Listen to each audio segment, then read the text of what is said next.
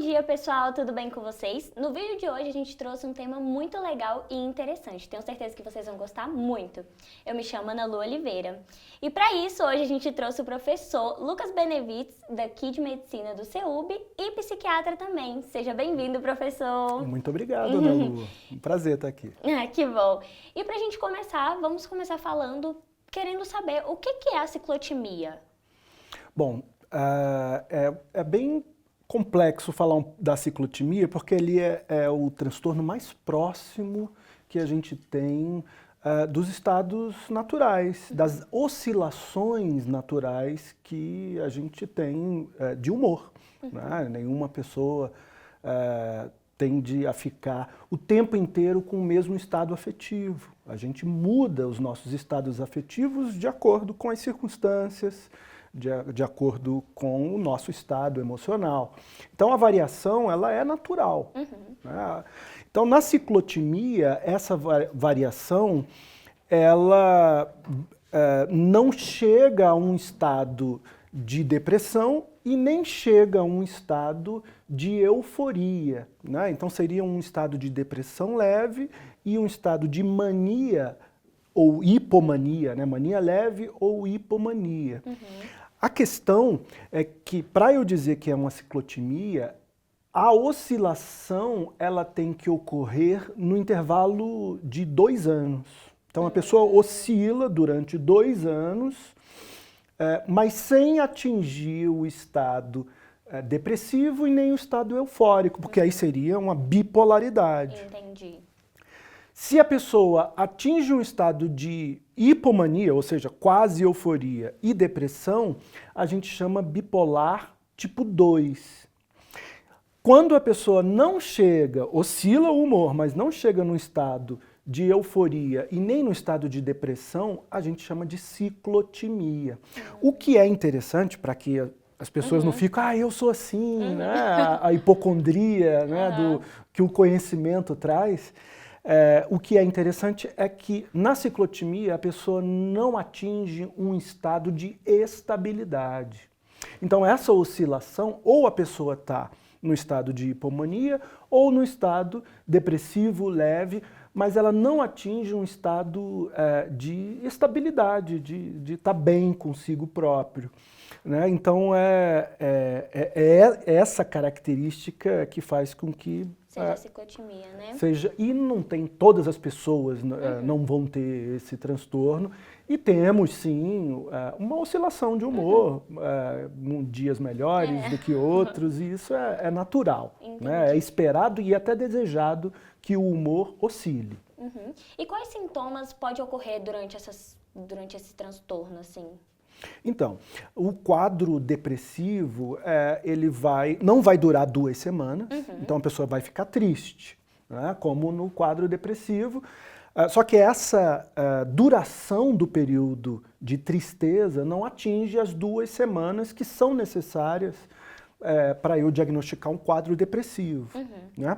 Por outro lado, da mesma forma, o estado de hipomania, ou seja, de elevação do humor, que é o oposto ao quadro depressivo, também não vai durar os 7 dias que a gente considera importante para diagnosticar um transtorno bipolar. Então, a característica é que a oscilação ela é mais rápida. Então, muita gente acha que a ciclotimia é um transtorno mais leve, mas eu já considero um transtorno grave. Exato. Grave porque a pessoa não atinge um estado de estabilidade e a oscilação da tristeza para a alegria é muito rápida e pode ocorrer no mesmo dia, na mesma hora. E o prognóstico de um quadro ciclotímico é para um estado que a gente chama de ciclador rápido. Né? Então, a pessoa, por exemplo, ao longo de 1 ano, ela vai estar ou hipomania ou uma depressão leve, né, várias vezes, mais de 4 vezes por ano. Né? Então é um transtorno muito, que a gente chama invasivo, né? E atrapalha muito, porque a pessoa não tem uma estabilidade. Então é aquela pessoa que a gente não sabe como ela vai reagir, Como ela vai agir com a situação, né? A cada situação é imprevisível. Por isso que confunde muito também com o transtorno emocionalmente instável, né? Que é o chamado borderline, né? Que é diferente, né? A gente não, é uma outra... Outro tipo de transtorno, né? É uma outra dimensão que não é a dimensão do humor e do afeto, né? É mais a dimensão da personalidade, né? Então o transtorno borderline é bem diferente e ele, para ser diagnosticado, tem que começar na infância e permanecer durante a vida adulta. Já a ciclotimia não, ela pode ocorrer já na pessoa adulta. A diferença é que a oscilação na ciclotimia, essa oscilação de humor tem que ocorrer em 2 anos. Já na adolescência, não. Se a gente vê criança e adolescente ciclando, né, ao longo de 1 ano, a gente já pode dizer que ali tem uma ciclotimia juvenil. Entendi.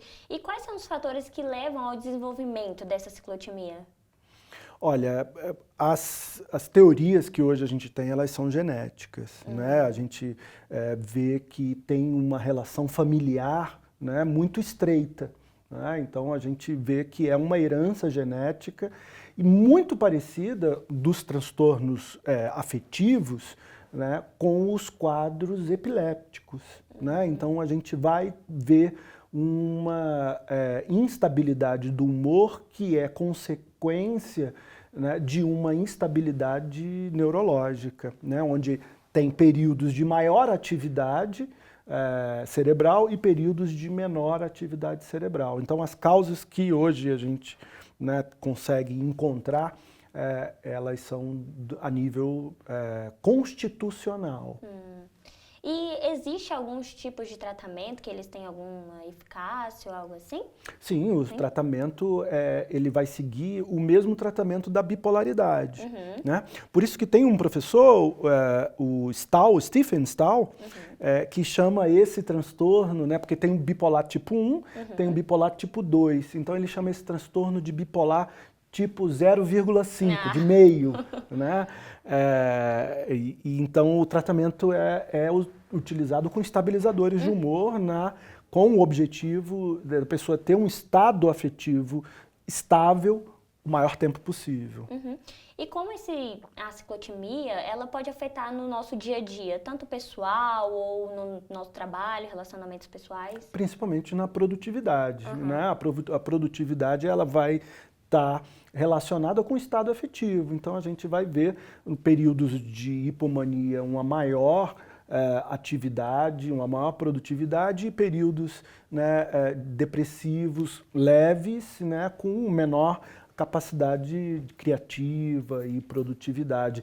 Nos relacionamentos interpessoais é o que eu estava te dizendo, é uma pessoa imprevisível, né? Então exige muita tolerância do relacionamento, porque as respostas emocionais que essa pessoa tem, elas são imprevisíveis, né? Ocorre, inclusive, um fenômeno chamado labilidade afetiva, né? Onde a pessoa pode, ao mesmo tempo, rir e chorar, né? Então é esquisito e por isso que eu considero um quadro grave, embora, né, o professor Stephen Stahl e muitos teóricos falem, né, de um quadro bipolar mais leve, né? Mas eu não considero isso mais leve, não considero menos grave. Como você disse, as pessoas podem estar fazendo ao mesmo tempo chorando ou rindo ao extremo assim. Existem estratégias para poder lidar com esses altos e baixos da ciclotimia? O que a gente recomenda é a gente encontrar recursos para superar a frustração, né? Então as frustrações, que é inevitável na experiência humana, né? A gente não tem capacidade de atingir todos os nossos desejos, né? E aí a gente precisa encontrar recursos para superar a frustração. E os recursos que a gente recomenda, na verdade que a civilização recomenda, vão estar inseridos na esfera da arte, na esfera do esporte e na esfera da religiosidade. Entendi. E tem alguma maneira para prevenir a ciclotimia? Olha, a principal prevenção é a detecção precoce, né? Então, por isso que eu acho importante a participação nesse teu programa, para que a gente esclareça as pessoas, para que busquem o tratamento o mais cedo, para evitar as consequências negativas, né, da cristalização desses sintomas, dessa instabilidade, ou até mesmo, né, uma virada para um estado de transtorno afetivo bipolar. Então, gente, para a gente poder finalizar o nosso assunto aqui, já que vocês entenderam melhor sobre a ciclotimia e para a prevenção dela também, eu queria saber se existe algum grupos que pode ajudar nessa parte da ciclotimia, ONGs ou algo assim? Olha, o que a gente recomenda, o aparelho que a gente tem disponível são os CAPs. Né? Então, os CAPs, o Centro de Atenção Psicossocial, cada município tem o seu, eles acolhem pessoas que têm instabilidades afetivas de várias gamas, né? E, tanto né, da ciclotimia quanto da bipolaridade. Então, o que a gente recomenda, né, são os aparelhos de saúde mental que tem disponível na cidade. Que bom! Muito obrigada, professor, por estar ajudando a gente, esclarecendo mais sobre a ciclotimia. Tenho certeza que vai ser muito importante para as pessoas também conhecerem melhor. Eu não conhecia a respeito, fiquei bem curiosa para entender. Obrigada pela sua participação, tá bom? E é isso, gente, o vídeo de hoje. Se vocês puderem curtir e compartilhar também para ajudar outros amigos que podem estar sofrendo da ciclotimia ou começando, a gente também ficaria muito feliz. Muito obrigada!